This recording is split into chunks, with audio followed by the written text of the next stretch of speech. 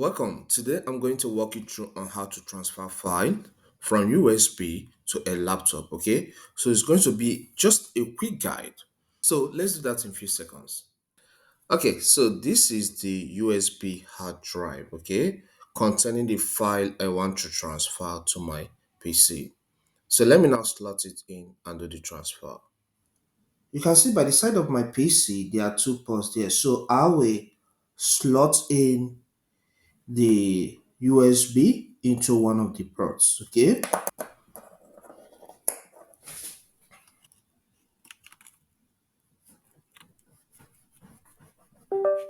Okay, you can hear that sound that came out from my PC, meaning that my laptop has now detected that I slot in the USB external drive.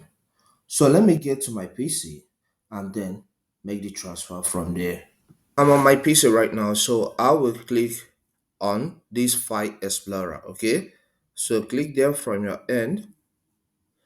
Then you can see the USB drive by this margin, by the left margin. Okay, but alternatively, you can do that by clicking on this PC.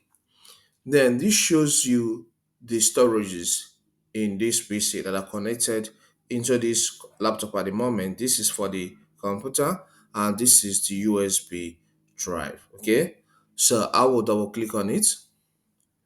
Okay, this opens the USB drive. This is the file I want to transfer, and these are the folders I have already created inside this. So because my interest is on this, so I will click on the file for it to be selected.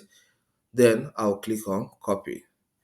All right, so I'll get to a folder in my PC. So let me go to documents. So I'll click on documents. Now I'll do what? Paste it here. So I'll click on paste. This is the paste icon.